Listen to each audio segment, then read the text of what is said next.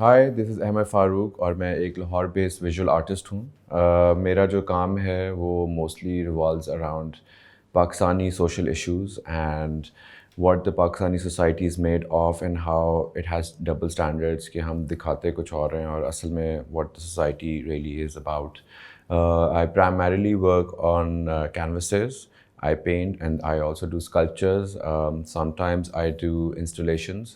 How did I become an artist or how did I start it? It's a very interesting story. When I was younger, when I was a young boy, so my parents sent me to boarding school in England because they thought our child is creative and he has that streak in him. So they sent me to a boarding school in England to study art and other subjects. Funnily enough, जब मैंने art वहाँ पे पढ़ा school level तक, I won an award. I was a A-star student in art and everything. So the school wanted me to go to a really, really good art school. My family wanted me to go to an art school. I was the only one who didn't want to go to an art school. So I refused. So I decided to go to a business school. I ended up doing my bachelor's in business and my MBA from a business school. But then when I came back, I kept on painting and one thing led to the other. In a checklist in my life, I wanted to do one solo show, which I did at Sanam Tasir's gallery. This is a very prestigious gallery in Lahore. And everything was sold in a day and there was never turning back after that. I recently had a solo show in Lahore where the work spoke about marginalized communities and the safe spaces which they've created. Most of us don't know what marginalized communities are because most of us are not from that. Unfortunately, so इसलिए हमें ज़्यादा अंदाज़ा भी नहीं होता. Marginalized communities का मतलब है it can be religious marginalized communities like Christian community, Hindu community, Sikh community, it could be sexual minorities, it could be even a social minorities. Like for example, there are bunch of people in our society which want to live freely or wear Western clothes or have a Western mindset, but then a broader perspective of the society जो है वो उसको accept नहीं करता. So we've all have created our own little bubbles where we can be ourselves, we can be freely practice our own religious activities or whatever thoughts we have. We can have our discussions, we can have our festivals and everything. So the show was about that, how it's so important to have these safe spaces which these marginalized communities have created for themselves, to have them so these communities can thrive and live. When you look at my work, you would see there's a lot of stylization of Urdu calligraphy happening. That's my own unique style, which was developed by me, which is inspired by Urdu calligraphy, Urdu alphabets and letters. I find Urdu to be a very flirtatious looking language. It has a flow. It's not like English where everything is angular. And then when I'm talking about a particular topic, I want to write it in Urdu or in my own style because this is who I am and this is the society I come from and this is what surrounds me. So I kind of use that language to narrate a story of that particular topic or particular couple or a person or an individual I'm talking about. If you look at my art, you would see that there is some alphabets happening, but then you wouldn't be able to really explain or read or tell what the story is talking about because that story is only that person's choice to tell you if they want to. Or for example, like in the recent show of these marginalized communities and their safe spaces, if these people from the marginalized communities let you into their safe space, only then you would get to know their story, what happens behind those four walls. So that's basically the concept behind using the Urdu language.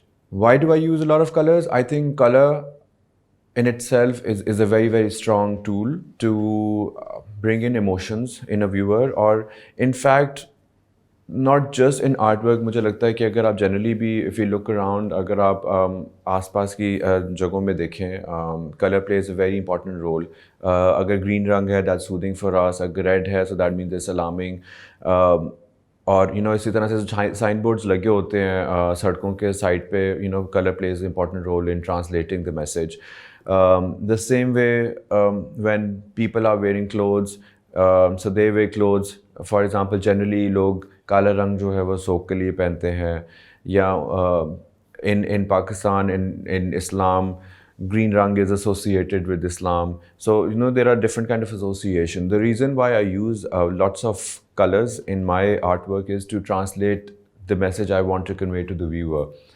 Most of the times my work is very, very bright, because even though the underlying issue or the topic I'm speaking about in my artwork is kind of sad and depressing, but I use a lot of bright colors because अगर हम दूर से देखें तो हमें हमारी society में कुछ गलत नज़र नहीं आता. It seems like it's a very solid society और उसके अंदर अंडरलाइनिंग कोई इश्यूज़ नहीं है. The closer you get to the society, the closer you get to the topic, you will actually get to know there are lots of underlining issues which need to be addressed. So same way, for my artwork I use lots of bright colors because again depicting the society from the outside, and then the closer you go to my artwork you will see a lot of layers of different textures, different colors, and there is darker meaning to my artwork. So being an artist in Pakistan is kind of challenging too. It has its own challenges. Like for example, I personally believe, maybe other artists can defer to it, मुझे लगता है कि हम यहाँ पे खुल के express नहीं कर सकते whatever topic you want to talk about. I'll give you my own personal example. Once I was taking part in an art festival, and I gave my artist statement and the work was fantastic and everything, and I wanted to speak about a particular topic which had to be censored because we were not I wasn't allowed to talk about it because it didn't fall with our social values or the double standards of our social values, because even though that topic, I don't want to say that out on a camera either because I don't want to get into trouble, but that is part of our society, but again it's all hidden and everything. So the art festival refused my proposal, so then I had to rearrange it. I had to, even though the artwork was the same and everything, I just had to change few words, and then they loved it and they said like, oh my god, this is amazing, and we would love to have it part of the show. So that's the thing. Again, as an artist that limits you as well, or I think artists को कोई limits नहीं होनी चाहिए. They should be able to express themselves because they only speak the truth. What they see, they translate into their piece of work. So वो एक मुझे लग रहा था issue है, but otherwise I think generally in a broader perspective I think people are more receptive to art and the kind of work which I create. I'll give another example is once I was painting and then the weather was nicer, so I took the canvas outside and I was just painting on the side of a road. So एक रिक्शे वाला जा रहा था and I just looked back and he was just looking at the artwork और वो एकदम से वो थोड़ा घबरा सा गया जब मैंने उसकी तरफ देखा. तो उसने कहा सॉरी सर. मैंने कहा नहीं सॉरी किस चीज़ का. ऐसा कि नहीं वैसे ही मैं देख रहा था आप बना रहे हैं ये, बड़ा अच्छा लग रहा है ये. And mostly my work is conceptual work, so I wasn't expecting like a regular person who's not gone to an art school would understand or would be interested. So he was genuinely very interested and he asked me a lot of questions. Sir ये क्या है, ऐसा क्या है. मैंने कहा आपको क्या नज़र आ रहा है.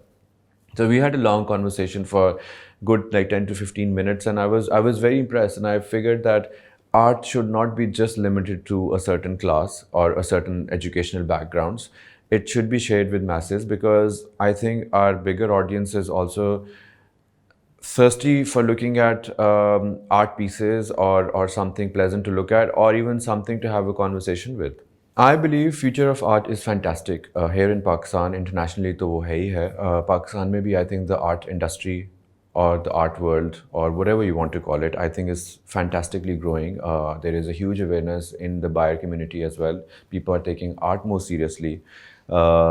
People are buying it and और उसको art को इज्जत भी दे रहे हैं. So that's a wonderful thing जो कि आज से I think कोई 20-30 साल पहले उस तरह से नहीं था.